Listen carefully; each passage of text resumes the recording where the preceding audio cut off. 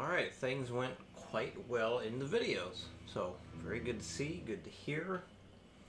So, if things continue as they happen in the last couple of videos, this will be it for the 8th note chord strumming stuff. And to answer your questions, Obituary. I just never got into them. I don't remember what songs I've heard, but just never hooked me. And yeah, moving, well, it happened. Yeah, overall went okay. It's a bit nerve-wracking driving a U-Haul with a car behind it down a mountain. But overall went okay. Glad that's done. I don't ever want to do that again. I hope that's the last time. So, what's up on screen right there, as you're working it up, the only thing you're going to be strumming down is the very first and last chord. So when you add in the repetition stuff, you'll be hitting that chord again. But it's really just all upstroke stuff. So, remember, just go slow with it. There's no need to push the speed. It's accuracy. Accuracy, accuracy, accuracy. Just go a little bit faster and stay accurate. A little bit faster, stay accurate. That's all you gotta do. So, using some harmonic minor here. And to be more specific, we have E Phrygian dominant. Here we go. 1, 2, 3, 4.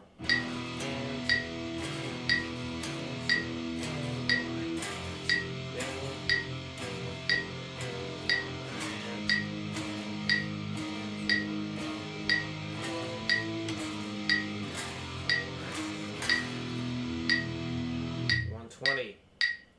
1, 2, 3, 4.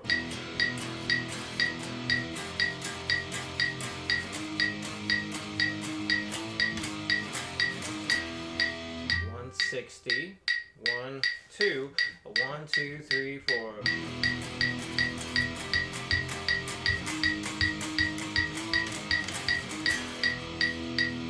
Go again. 1, 2, 1, 2, 3, 4.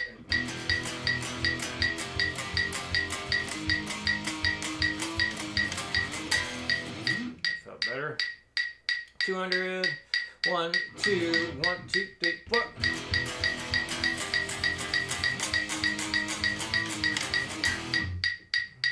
Maybe a little drifty at the end there. 1, 2, 1, 2, 3, 4.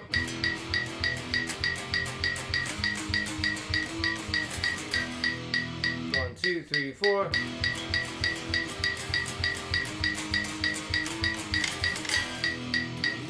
Alright, that's all I'm going to do for that one.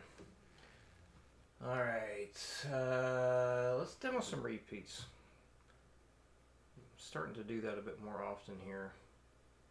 Let's try 160 with the repeats. 1, 2, 1, 2, 3, 4.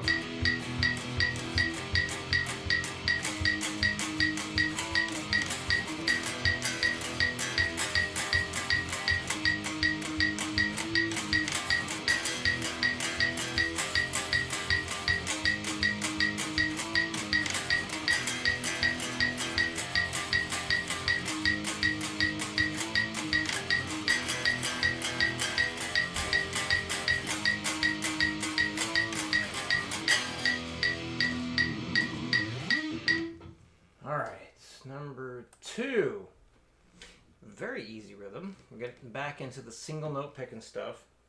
So with this, if you are hitting 240 in less than a week, go ahead and send a video just demoing that, and we'll try and push ahead of schedule, or yeah, get new stuff sooner than planned.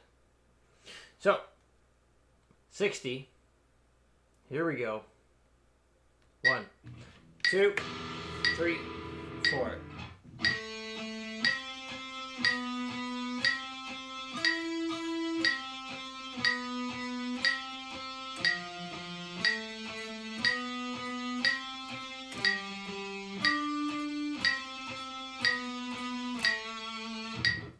fingering for this.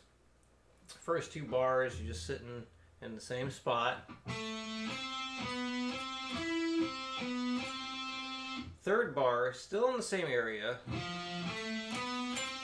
But for the 4th bar, we're going to shift up and then back down.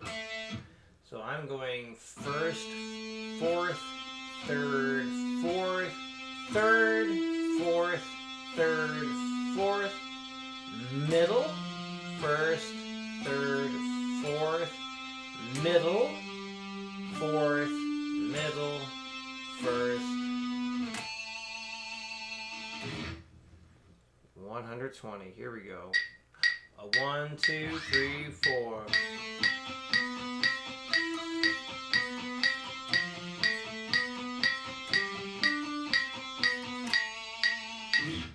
181. 2, 1, 2, 3, 4.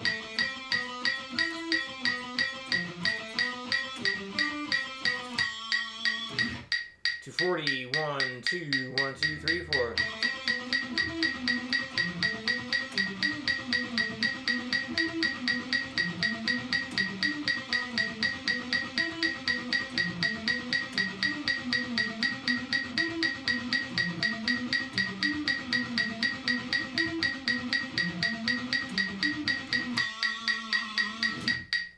'And if you'd like to palm mute it as well, go for it. Sometimes I can play things like this a bit cleaner with some palm mutes. So not a bad idea to try it. Okay, let's talk about some of the chord stuff you submitted. Overall, very, very good. There's just a couple things I want to look at that could make it easier.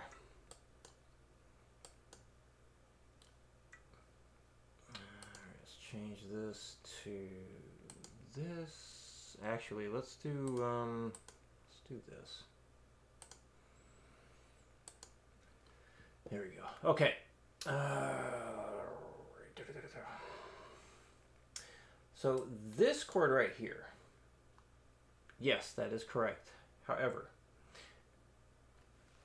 so one of the things we're going to do is take these chords and we're going to put them in progressions, okay? And I'm going to talk about this whole thing in a little bit. But when you do this, it is very important you use chord shapes that you can get into and out of fairly easy. So with this version of an E sus flat 2, let me change my setting here.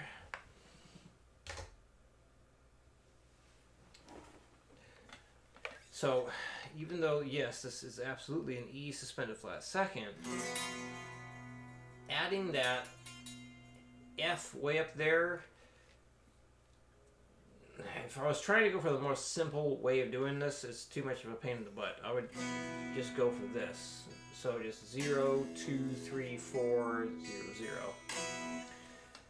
Now, if you were writing something and you really wanted it to sound like that, well then you don't have a choice. You have to have that high F in there. But just to simplify things, I personally would just leave that high F out and just do it that way.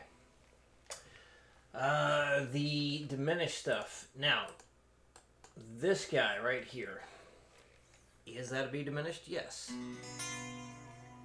However, that's another shape that's not too friendly, I don't think. This one that we've gone over in the past, this movable shape,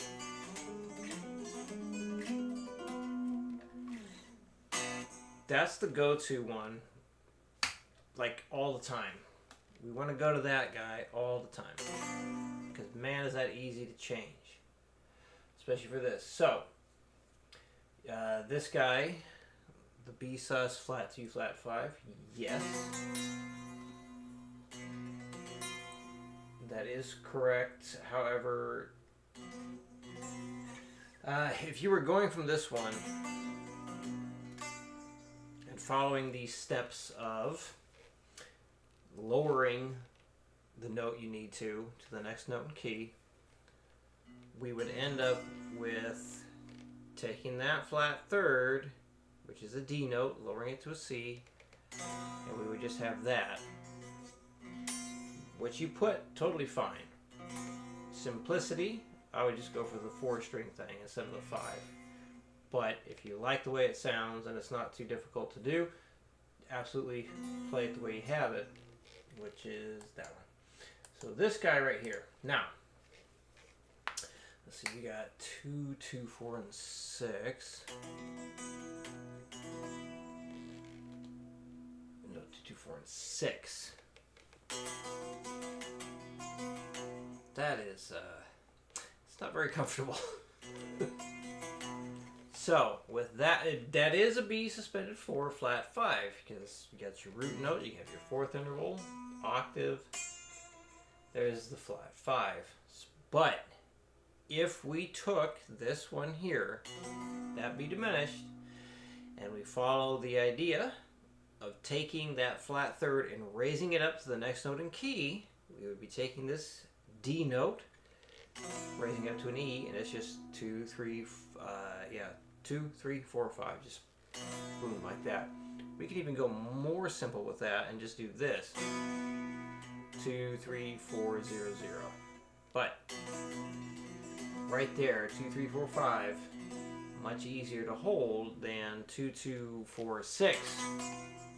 You could do it. There's nothing wrong with it. But looking at it in the most simple way, that's important too, I think.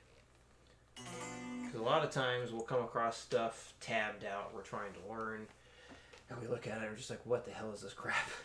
So, knowing how to take stuff and simplify it so it's easier to play, very, very helpful. Even when it comes to writing your own stuff, very helpful. So this way, if you write something, you're like, holy crap, that's hard. That's so stupidly hard. You can think of ways to simplify it. So, for the B diminished, typically we want that shape. So, changing it to the B suspended flat second, we're just going to be lowering that top note, the D, down to the C. And then go back to the B diminished. Then we're going to raise this up to the E notes. So that's how that would usually go.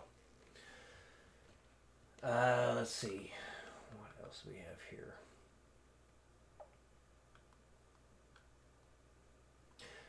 Alright, so that was a good choice with that. So typically with the B minor, changing it to the B sus flat 2, following the idea of just lowering or raising the note to the next one in key. That's would be the typical shape you would get with the B sus flat 2. However, if it's just too damn difficult to play, what you put is perfectly fine. Let's see. So your F sharp diminished there. Let's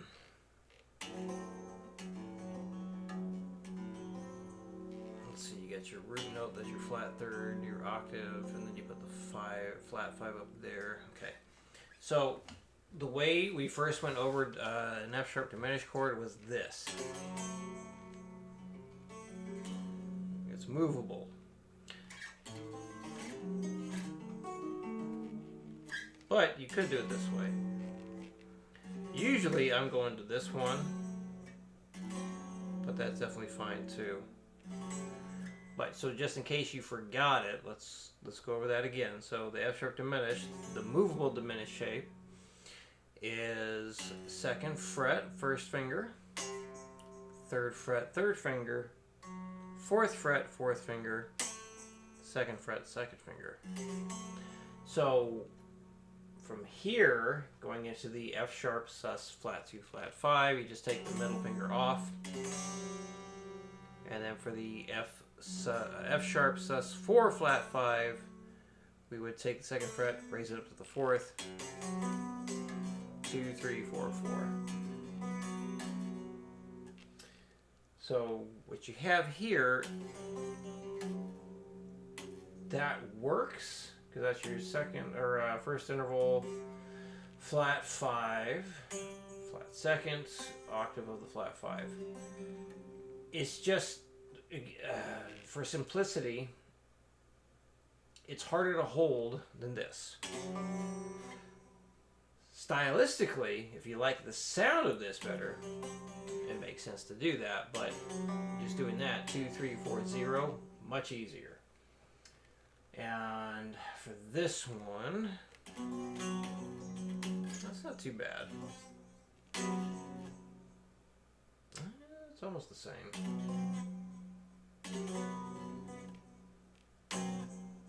So the F sharp sus4 flat 5, certainly possible choice, viable choice. Well, whichever is easier, I would go with that.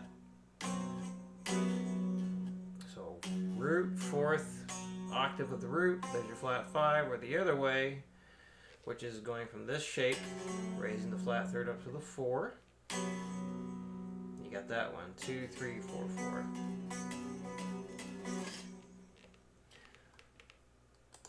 Let's see.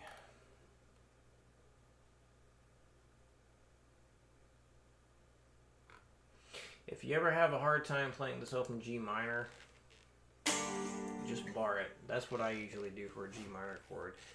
Because that, like, I have to, like, here, my arm's in my usual place.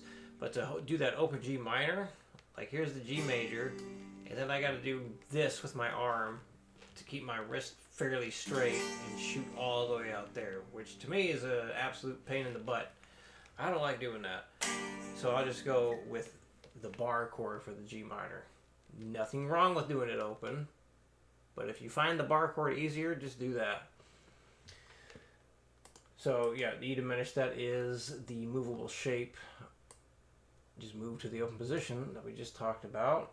Perfect, and that also works as well. However, if you go from this shape, and that's how we want to do it. We always want to go from the triad and then change that. We don't want to change the suspended second and then into the suspended 4. We want to change the triad to the suspended 4 because I feel it's much easier to think about. So we take the E diminished, and then we take the flat third and raise that up, and we would have that 0, 1, 2, 2 instead of that, which is still fine because all those notes are there. So you do have options. You always got options for so much stuff. I think that was it there. So, with that in mind, looking at this, the next theory thing to do.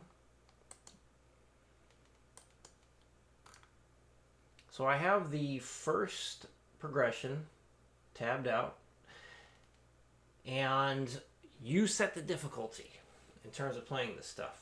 You can strum it, you can arpeggiate it, follow with the metronome if that helps. The idea is to run through all this.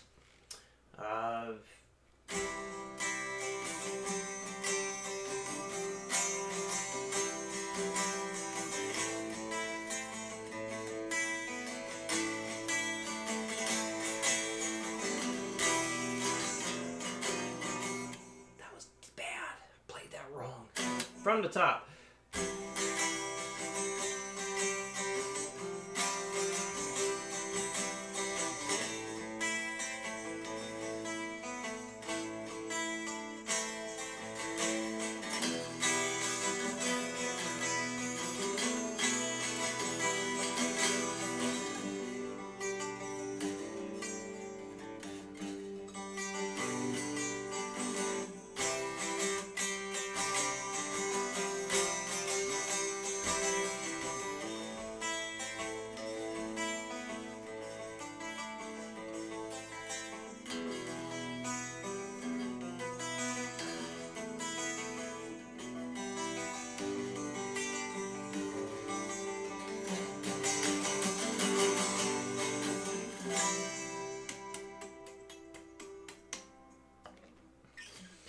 So any which way you want.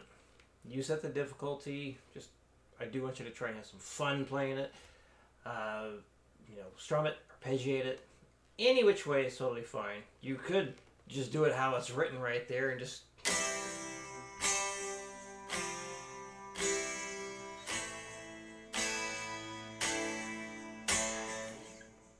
But that's not too interesting. Anyway, so that's the idea here. We have the Roman numerals telling you what position we're in, or what mode we're in. And then we're going to go triad, sus2, sus4, triad.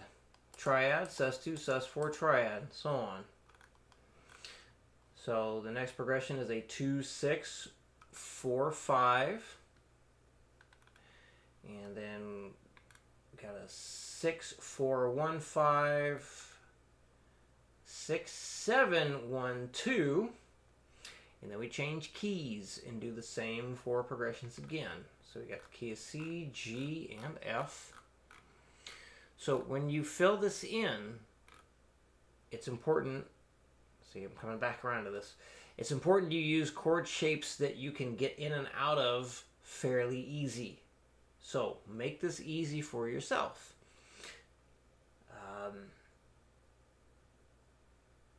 I think that about covers it there.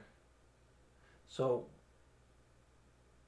make sure you play the shapes while you're inputting them to make sure that you feel comfortable playing them, or at least choosing the most comfortable shapes. Of course, there's going to be stuff that is not going to feel super easy at first because got to get your hand used to the new stuff, which will absolutely carry over into other things. Because if you're playing a chord that is difficult, gives you some challenge, then finger dexterity will absolutely go up. So yeah, fill the stuff in and send it over. And I'll let you know if anything needs to be changed. And if all is good, then you practice going through everything. You just need to make it through one time and then move on to the next. So, that being said, let's say you got everything filled out and we signed off on it. It's perfect.